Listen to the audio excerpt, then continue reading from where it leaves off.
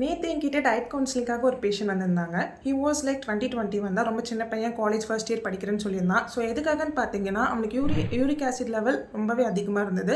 Like 9.5 இருந்தது. So basically இது எதனால் ஹை ஆகுதுன்னு பார்த்தீங்கன்னா, நம்ம பாடியில் பியூரின்ஸ் வந்து பிரேக் டவுன் பண்ணி எக்ஸ்க்ரீட் பண்ண முடியாதனால தான் இது ஹை ஆகும். மேஜராக பார்த்தீங்கன்னா, நம்ம அன்ஹெல்தி ஃபுட் பேட்டர்ன் ஃபாலோ பண்ணுறதுனால தான் நமக்கு வந்துட்டு இது மெயினாக அதிகமாகும். ஸோ அன்ஹெல்தி ஃபுட்டுன்னு பார்த்தீங்கன்னா, நிறைய processed food, junk food, carbonated beverages, அந்த டீப்லி ஆயிலில் வந்துட்டு ஃப்ரை பண்ண food, basically red meat and organ meet இந்த மாதிரிலாம் ஐட்டம்ஸ் எடுத்துக்கும் போது நமக்கு வந்துட்டு யூரிக் ஆசிட் லெவல் அதிகமாகும். ஸோ அதனால் இது எடுத்துக்கவே கூடாது அப்படின்னு நான் சொல்லலை. அந்த பையன் வந்துட்டு இந்த ஃபுட்ஸ் மட்டுமே தான் அவன் ரெகுலர் பேசிஸ் டயட் பேட்டர்னில் ஃபாலோ பண்ணிட்டு இருந்திருக்கான். ஸோ நான் அந்த பையன்கிட்ட வந்துட்டு பேச ஆரம்பித்தேன்.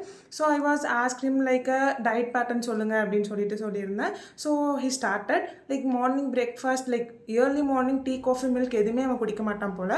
பிரேக்ஃபாஸ்ட்டுமே அவன் வந்துட்டு ஃபாஸ்டிங் தான் போல், சாப்பிட மாட்டான் போல்.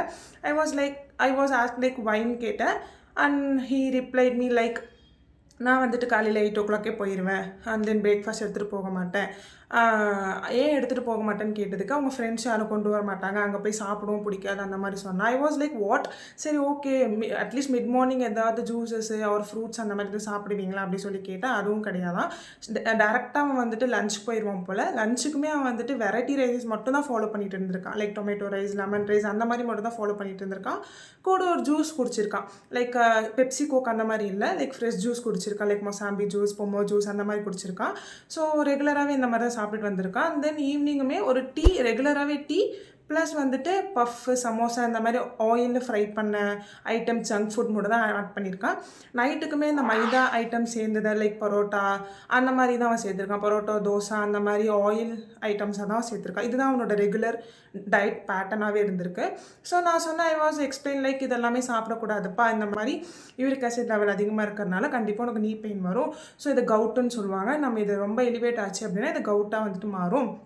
ஸோ அதனால் இந்த மாதிரி ஃபுட் பேட்டர்ன்லாம் ஃபாலோ பண்ணுன்னு சொன்னால் ஹி வாஸ் லைக், அவன் கேட்கவே இல்லை. So it's okay, it's my, நான் வந்துட்டு என்னோடய கடமையை நான் வந்துட்டு சொல்லிவிட்டு சொன்னேன். பட் எனக்கு என்ன தோணுச்சுன்னா, இந்த காலத்து இப்போ இருக்க ஜென்ரேஷன் பசங்கள்லாம் தயவு செஞ்சு ஹெல்த் மேலே கான்சன்ட்ரேட் பண்ணுங்கள். லைக் ஒர்க்கிங் உமன் ஆர் மென்னுக்குமே சொல்கிறேன், நம்ம ஹெல்த்தை தாண்டி எதுவுமே கிடையாது. ஸோ அன்ஹெல்தி சாப்பிடாமல் கண்டிப்பாக யாராலும் இருக்க முடியாது, ஜங்க் ஃபுட் சாப்பிடாமல் இருக்க முடியாது. But make it as a limit. So monthly once அந்த மாதிரி எடுத்துக்கோங்க, பட் ரெகுலர் பேசிஸில் எடுத்துக்க வேண்டாம்.